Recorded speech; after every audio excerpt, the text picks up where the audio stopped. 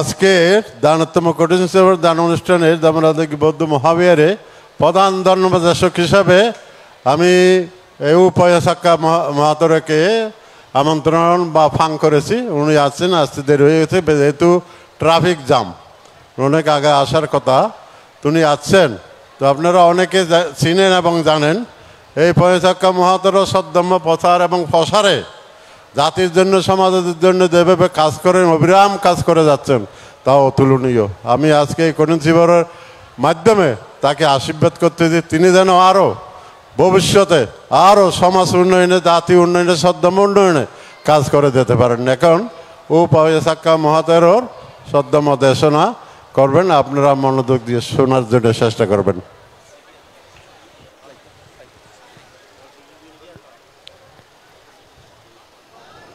নয়টি গুণ সহ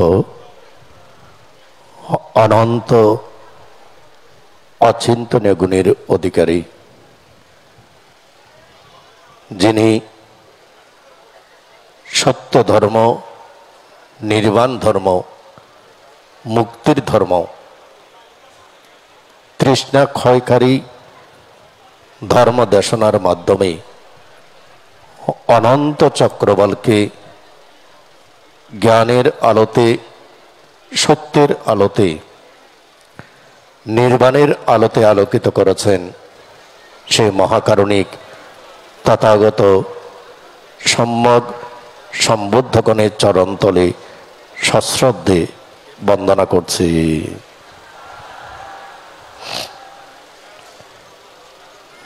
বিনম্র চিত্তে বন্দনা জ্ঞাপন করছি মঞ্চের মধ্যে উপবিষ্ট আজকের দানোত্তম দানশ্রেষ্ঠ কঠিন শিবর দানসভার পরম শ্রদ্ধেয় সভাপতি, যিনি নিজের কর্ম প্রতিভা গুণে বৌদ্ধ শাসনকে অবিরতভাবে সেবা করে যাচ্ছেন, যিনি অত্র ঢাকাতে অবস্থানরত বৌদ্ধ জাতিদের অভিভাবক, পরম শ্রদ্ধেয় সভাপতি মহাতের বান্তের চরণতলে সশ্রদ্ধে বন্দনা করছি। বিনম্র চিত্তে বন্দনা জ্ঞাপন করছি পরম শ্রদ্ধেয় উদ্বোধক উপসংগনায়ক সধর্ম রশ্মি মহাতের বান্তের চরণতলে সশ্রদ্ধে বন্দনা করছি। বিনম্র চিত্তে বন্দনা জ্ঞাপন করছি রাউজান জ্ঞানানন্দ বিহারের বিহারাধ্যক্ষ, বাংলাদেশ বৌদ্ধ ভিক্ষু মহাসভার সভাপতি মহাতের বান্তে এবং বাংলাদেশ বৌদ্ধ ভিক্ষু মহাসভার সহসভাপতি মহামণি মহাবিহারের মহা অধ্যক্ষ রাজগুরু মহাতের বান্তে সহ সকল মহাতেরগণ যারা আমার চেয়ে বয়োজ্যেষ্ঠ, তাদের প্রত্যেকের চরণতলে সশ্রদ্ধে বন্দনা করছি। প্রধান অতিথি, বিশেষ অতিথি এবং বাংলাদেশ বৌদ্ধ কৃষ্টি প্রচার সংঘ সহ বিভিন্ন সংগঠনের নেতৃবৃন্দ যারা উপস্থিত আছেন, আপনাদেরকে মৈত্রীর বন্দনে আবদ্ধ করছি। সম্মানিত পুণ্যার্থীগণ, যারা নিজ পুণ্যকে বর্ধিত করার জন্য, পুণ্য উৎপন্ন করার জন্য ধাম্মার রাজিকা মহাবিহারে দানোত্তম দানশ্রেষ্ঠ কঠিন শিবর দানসভায় উপস্থিত হয়েছেন, আপনাদেরকে দান করছি আমার অতীত জন্ম জন্মান্তর সহ বর্তমান জন্মের দানময়, শিলাময়, বাপনাময় পুণ্যরাশি। নির্বাণাচ্ছা পাচ্ছে হতো সমস্ত পুণ্যরাশি আপনাদের নির্বাণ প্রাপ্তির হেতু হোক। সম্মানিত পুণ্যার্থীগণ, মহাকারণিক তথাগত সম্যক সম্বুদ্ধের সময় এক ব্রাহ্মণ ভগবান বুদ্ধকে প্রশ্ন করেছেন, আপনি আপনার শিষ্যদেরকে ভিক্ষু বলেন, ভিক্ষু কাকে বলা হয়? তখন মহাকারুণিক তথাগত সম্যক সম্বুদ্ধ সেই ব্রাহ্মণকে বললেন, যিনি রূপ এবং নামে আসক্তি পরায়ণ নয় তাকে আমি ভিক্ষু বলি। মহাকারুণিক তথাগত সম্যক সম্বুদ্ধের সময় এক ব্রাহ্মণ তিনি তার ফসলকে পাঁচভাবে দান করতেন। সর্বপ্রথম যখন ফসল ক্ষেতের মধ্যেই থাকত তখন একবার তিনি দান করতেন। দ্বিতীয়ত ফসল যখন মারানোর সময় হতো আরেকবার দান করত, এবং ফসল যখন গোলায় উঠত আরেকবার দান করত, এবং সেই ধানগুলোকে যখন সিদ্ধ করা হতো তখন আরেকবার দান করত, এবং সর্বশেষ যখন রান্না করা হতো তখন আরেকবার দান করতেন। অর্থাৎ 5 বার অগ্রে দান করতেন।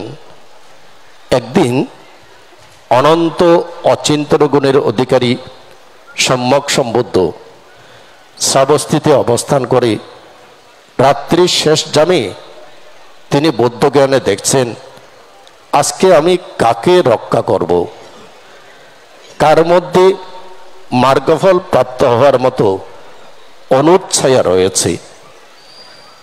তখন তিনি দেখতে পেলেন সে ব্রাহ্মণ এবং ব্রাহ্মণীকে।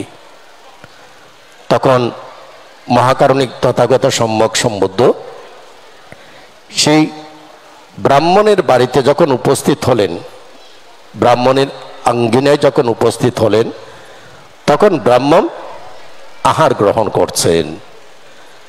ব্রাহ্মণী তখন চিন্তা করছেন, দরজার আঙ্গিনাতেই ভগবান বুদ্ধ এসেছেন, কিন্তু এখন যদি ব্রাহ্মণ দেখতে পাই তাহলে দান করে দেবে, যদি দান করে দে আমাকে আবার রান্না করতে হবে। তাই ব্রাহ্মণ যাতে কোনো অবস্থাতেই দেখতে না পাই সেভাবেই তিনি অবস্থান করলেন। ব্রাহ্মণ বুদ্ধকে দেখতে পাচ্ছেন না। এখন ব্রাহ্মণী আকার ইঙ্গিতে বললেন বুদ্ধকে চলে যাওয়ার জন্য। বুদ্ধ তখন মাথা নেড়ে বললেন, না, যাওয়া হবে না। কেননা মহাকারুণিক তথাগত সম্যক সম্বুদ্ধ মহাকরুণা বৎসত, তাদের মধ্যে মার্গফলের অনুচ্ছায়া আছে বলেই তাদেরকে মুক্ত করার জন্য এসেছেন। বাস্তবিকতে স্বয়ং গ্রহণ করার জন্য এসেছেন তা নয়। তখন ব্রাহ্মণী হেসে দিলেন। হাসার সঙ্গে সঙ্গে ব্রাহ্মণী একটু সরে গেলেন। তখন এই মহাকারুণিক তথাগত সম্যক সম্বুদ্ধের সররশ্মি তখন সেই ব্রাহ্মণের মুখমণ্ডলের উপরে পড়ল। তখন ব্রাহ্মণ বুদ্ধের দিকে দেখলেন। বুদ্ধের দিকে দেখার পরে বাস্তবিকতে বুদ্ধকে তিনি চিনতে পারেননি, কিন্তু তিনি খুব আনন্দিত হয়ে গেলেন। কেন? আমি দান করতে পারবো। কিন্তু তিনি তো খাওয়ারের মধ্যে এক ভাগ খেয়ে ফেলেছেন। এই অবস্থায় ভগবান বুদ্ধকে দান দিলে ভগবান বুদ্ধ সেই দান গ্রহণ করবেন কি? তখন ব্রাহ্মণ তিনি শ্রদ্ধা চিত্তে ভগবান বুদ্ধকে জিজ্ঞাসা করলেন, আমি তো প্রথম ভাগ খেয়ে ফেলেছি, মধ্যভাগ আছে, আপনি সেই দান গ্রহণ করবেন কি? তখন মহাকারণিক বুদ্ধ বললেন, তথাগত সম্যক সম্বুদ্ধগণ যা দান করেন তাই আনন্দ চিত্তে, প্রশংসনীয় চিত্তে গ্রহণ করে থাকেন। তখন মহাকারণিক বুদ্ধকে ব্রাহ্মণ তখন জিজ্ঞাসা করলেন, হে মহাকারণিক বুদ্ধ, আপনি ভিক্ষুদেরকে কেন ভিক্ষু বললেন? তখন ওই বুদ্ধ বললেন যে, যাদের মধ্যে রূপ এবং নামের প্রতি আসক্তি নেই তাদেরকে আমি ভিক্ষু বলি। সম্মানিত পুণ্যার্থীগণ, আপনাদের প্রত্যেকের পারমি আছে, জন্ম জন্মান্তরের পুণ্য করার মতো হেতু আছে, জন্ম জন্মান্তরের পুণ্য করার মতো হেতু আছে বলেই সেই হেতুতে আপনারা সঙ্গকে কঠিন জীবন দান করার জন্য এখানে উপস্থিত হয়েছেন। হেতু থাকা সত্ত্বেও যদি আপনারা রূপ এবং নামে যদি আসক্তপরায়ণ থাকেন, অর্থাৎ আমি এবং আমার এই সৎকায় দৃষ্টিতে যদি আপনারা আসক্তপরায়ণ থাকেন, তাহলে কিন্তু পুণ্য গ্রহণ করার মতো চিত্ত আপনাদের নাই। আপনারা এখানে বসে আছেন, বুদ্ধের বাণী শুনছেন, কঠিন জীবন দান করবেন। যদি আপনার চিত্তটা যদি আমি এবং আমারের মধ্যে, আমার স্ত্রী পুত্র কন্যা, টাকা পয়সা, ধন সম্পদ, গাড়ি বাড়ি, আমার ছেলে কি করছে, আমার বাড়িতে কি হচ্ছে, আমি কালকে কি করব, যদি আপনার চিত্তটা ওই আমি এবং আমারের মধ্যে নিবিষ্ট হয়ে যায়, তাহলে কিন্তু এখানে বসে আছেন ঠিক, পুণ্য উৎপন্ন করার জন্য এসেছেন ঠিক, ভগবান তথাগত সম্যক সম্বুদ্ধ বলছেন যে এক্ষেত্রে আমি এবং আমারের প্রতি আসক্তির কারণে আপনি পুণ্য গ্রহণ করতে পারবেন না, পুণ্য লাভ করতে পারবেন না। মহাকারণিক তথাগত সম্যক সম্বুদ্ধের সময় আরেকজন ব্রাহ্মণ, তিনি সাবস্থিতে ভগবান বুদ্ধের সমীপে এসে বুদ্ধের বাণী শুনে মনের মধ্যে খুব আনন্দ অনুভব করেন। আনন্দ অনুভব করার পরে তিনি ভগবান বুদ্ধকে প্রার্থনা করলেন, মহাকারণিক বুদ্ধ, আমি প্রতিদিন 18 জন ভিক্ষু সংঘকে ফাং করছি, চতুর্পত্য দানের জন্য ফাং করছি। তখন 18 জন ভিক্ষুকে ফাং করলেন।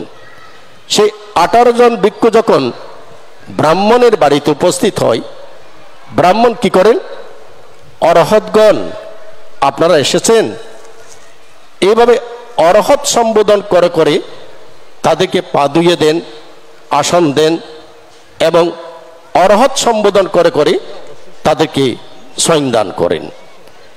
এখন ভিক্ষু সংঘের মধ্যে যারা মার্গফলে প্রতিষ্ঠিত নয়, তারা চিন্তা করলো যে ব্রাহ্মণ তো আমাদেরকে অরহৎ মনে করে করে দান দিচ্ছে, তাহলে এই দানটাকে আমাদের গ্রহণ করা উচিত। আবার যারা প্রকৃত অরহৎ, তারাও চিন্তা করছেন যে ব্রাহ্মণ কি আমাদেরকে চিনেছেন, তারাও সংশয় প্রকাশ করছে।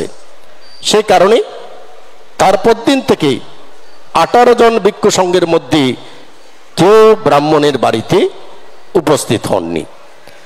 তখন ব্রাহ্মণ খুব অবাক হয়ে গেলেন, আমি এত শ্রদ্ধা অবনত চিত্তে 18 জন ভিক্ষু সংঘকে ফাং করেছি, রান্না করেছি, কিন্তু এই 18 জন ভিক্ষু সংঘ এখানে আজকে স্বয়ং গ্রহণ করার জন্য আসেননি। তখন ব্রাহ্মণ তথাগত সম্যক সম্বুদ্ধের নিকট গেলেন, মহাকারণিক বুদ্ধকে প্রার্থনা করলেন। মহাকারণিক বুদ্ধকে প্রার্থনা করে বললেন, মহাকারণিক বুদ্ধ, আমি 18 জন ভিক্ষু সংঘের নিকট স্বয়ং দান করার জন্য প্রস্তুত করেছি, কিন্তু একজন ভিক্ষু সংঘ যাননি। তখন মহাকারণিক বুদ্ধ সেই 18 জন ভিক্ষু সংঘকে জিজ্ঞাসা করলেন, কেন তোমরা যাওনি? তখন 18 জন ভিক্ষু সংঘ বললেন, ব্রাহ্মণ আমাদেরকে অরহৎ সম্বোধন করে করে দান দিচ্ছেন। তখন মহাকারণিক বুদ্ধ তথাগত সম্যক সম্বুদ্ধ সেই 18 জন ভিক্ষু সংঘকে জিজ্ঞাসা করলেন, ব্রাহ্মণ যখন অরহত বলেন, সেই অরহত, সেই সুখ অনুভূতি আপনি কি আপনার ভিক্ষু সংঘ এটাকে তোমরা অনুভব করো? তখন ভিক্ষু সংঘ বলল যে না মহাকারণিক বুদ্ধ, অরহত বললে আমরা সেই সুখ অনুভূতি আমরা অনুভব করি না, কারণ আমরা তো অরহত নই, সেই কারণে সেই সুখ অনুভূতি আমরা অনুভব করি না। যদি সত্যিকার অর্থে ব্রাহ্মণ অরহত বলা সত্ত্বেও তোমাদের মধ্যে যদি সেই চেতনা, সেই সুখ অনুভূতি যদি না আসে, তাহলে এতে কোনো আপত্তি নেই। তখন মহাকারণিক তথাগত সম্যক সম্বুদ্ধ সেই 18 জন ভিক্ষু সংঘকে বলছেন যে ব্রাহ্মণ অরহতের প্রতি অত্যন্ত শ্রদ্ধা পরায়ণ, যেহেতু ব্রাহ্মণ অরহতের প্রতি শ্রদ্ধা পরায়ণ, সেই কারণে তিনি সেটা প্রকাশ করেই দান দিচ্ছে। তাই যে অরহতের প্রতি ব্রাহ্মণ শ্রদ্ধা পরায়ণ, এই ভিক্ষু সংঘ তোমরাও তোমাদের তৃষ্ণার স্রোতকে ধ্বংস করে দিয়ে তোমরাও অরহত্ব বলে প্রতিষ্ঠিত হওয়ার চেষ্টা করো। সম্মানিত পুণ্যার্থীগণ, আমরা দুর্লভ মানব জীবন লাভ করেছি, বুদ্ধ শাসন প্রাপ্ত হয়েছি, কিন্তু নিজেকে নিজে একবার পরীক্ষা করে দেখেন, প্রত্যেক মানুষের মনের মধ্যে একটা স্রোতধারা আছে। আপনার মনের মধ্যে একটা স্রোতধারা আছে। আপনার মনের মধ্যে যে স্রোতধারা আছে, সেই স্রোতধারাটা কি? সেই স্রোতধারাটা হচ্ছে আমাকে টাকা পয়সা রোজগার করতে হবে, ছেলে মেয়েকে মানুষ করতে হবে, গাড়ি বাড়ি কিনতে হবে, প্রতিষ্ঠা হতে হবে, নাম যশ খ্যাতি লাভ করতে হবে। আপনার ভিতরে সেই চাই চাই তৃষ্ণার স্রোতধারা আপনার হৃদয়ের ভিতরে প্রবাহমান। মহাকারণিক তথাগত সম্যক সম্বুদ্ধ বলছে, যাদের চিত্তের মধ্যে তৃষ্ণার স্রোত দ্বারা প্রবাহমান আছে, সেই তৃষ্ণার স্রোত দ্বারা প্রবাহমান হওয়ার কারণে তাদের ভিতরে যে পারমী আছে, সেই পারমী বিকশিত হয় না। তাহলে সম্মানিত পুণ্যার্থীগণ, আপনাদের প্রত্যেকের কিন্তু পারমী আছে, কিন্তু সেই পারমীটা বিকশিত হচ্ছে না কেন? সর্বপ্রথম হচ্ছে কি, আমি এবং আমারের প্রতি আসক্তির কারণে সেই পারমিটা বিকশিত হচ্ছে না। দ্বিতীয়ত হচ্ছে কি, আপনাদের মনের মধ্যে যে স্রোতধারা আছে, সেই স্রোতধারাটা হচ্ছে কি চাওয়ার স্রোতধারা, তৃষ্ণার স্রোতধারা। যেহেতু চাওয়ার স্রোতধারা, তৃষ্ণার স্রোতধারা সার্বক্ষণিক প্রবাহমান রয়েছে, সেই কারণে আপনারা জন্ম জন্মান্তরের আপনাদের সেই পারমিকে বিকশিত করতে পারছেন না, বরং আপনারা কি করছেন, আপনারা জন্ম জন্মান্তরে যে পুণ্য সঞ্চয় করেছেন, সেই পুণ্যগুলোকে আপনারা ভোগ করছেন। যেভাবে বিশাখা তার শ্বশুরকে বলেছিল বাসি খাবার খাচ্ছে, অর্থাৎ অতীত জন্ম জন্মান্তরে যে পুণ্যকর্ম করেছেন, সেই পুণ্যকর্মের ফল খাচ্ছে। ঠিক আপনারাও অতীত জন্ম জন্মান্তরে যে পুণ্য করেছেন, সেই পুণ্যকর্মের ফল আপনারা এখন ভোগ করছেন। এখন আপনারা নিজেরাই চিন্তা করবেন, জন্ম জন্মান্তরে যে পুণ্যকর্মের ফল আপনারা ভোগ করছেন, ভোগ করতে করতে করতে করতে এক সময় তো শেষ হবে, এক সময় তো জরাগ্রস্ত হবেন, এক সময় তো মৃত্যুবরণ করবেন। যখন মৃত্যুর সময় আসবে, তখনও তো আপনার চিত্তের মধ্যে সেই চাওয়া পাওয়া স্রোত, তৃষ্ণা স্রোতটা প্রবাহমান থাকবে। আমি আমার আলোচনাকে আর দীর্ঘায়িত করছি না, কারণ এখানে অনেক ভিক্ষু সংঘ আছেন। সব সম্মানিত পুণ্যার্থীগণ, সব শেষে বলবো যে সংসার ধর্ম পালন করছেন অন্ধ পৃথকজন, এত আপত্তি নেই, কিন্তু কিছু সত্যকে জানুন, কিছু সত্যকে নিজে নিজে জানুন যে আপনার মনের মধ্যে যে তৃষ্ণা স্রোত প্রবাহমান হচ্ছে, সেই স্রোতের কারণে আপনি জন্ম জন্মান্তরের পুণ্যকে বিকশিত করতে পারছেন না। আপনার মনের ভিতরে যে তৃষ্ণা স্রোত প্রবাহিত হচ্ছে, সেই তৃষ্ণা স্রোত এত বেশি শক্তিশালী যে সেই তৃষ্ণা স্রোতের কারণে ভগবান বুদ্ধের বাণী আপনারা শুনলেও আপনারা ধারণ করতে পারেন না, আচরণ করতে পারেন না। আপনাদের চিত্তের মধ্যে এমন স্রোত দ্বারা, তৃষ্ণা স্রোত দ্বারা প্রবাহমান, সেই তৃষ্ণা স্রোত দ্বারা এত বেশি শক্তিশালী যে সেই তৃষ্ণা স্রোত দ্বারার কারণে ভগবান বুদ্ধের প্রাথমিক শিক্ষা, আমাদের উপাসক উপাসিকাদেরকে যে শিক্ষাটা দিয়েছে, প্রাণী হত্যা করিও না, আদিন্যদানা করিও না, মিথ্যা কামাচার করিও না, মিথ্যা কথা বলিও না, মৎস্যরা খেও না, এগুলো কে জানেন না? সবাই জানেন, সবাই জানেন। কিন্তু আপনাদের মনের মধ্যে তৃষ্ণা স্রোত দ্বারা এত বেশি যে ভগবান বুদ্ধের সেই ধর্মকে জানা সত্ত্বেও আপনারা কিন্তু পালন করেন না। তাহলে ভগবান বুদ্ধের ধর্মকে শোনেন, জানেন, কিন্তু আচরণ করছেন না। আচরণ যদি না করেন তাহলে ভগবান বুদ্ধের সেই অমৃত রত্ন আপনারা গ্রহণ করছেন না।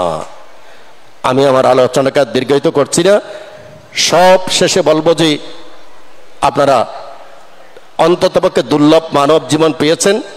এই মানব জীবনকে সার্থক করার জন্য তৃষ্ণা স্রোত থেকে নিজেকে সত্য স্রোতে প্রবাহমান করার জন্য যারা গৃহী আছেন, অন্ততপক্ষে প্রতিদিন একবার করে হলেও মরণাস্মৃতি করুন।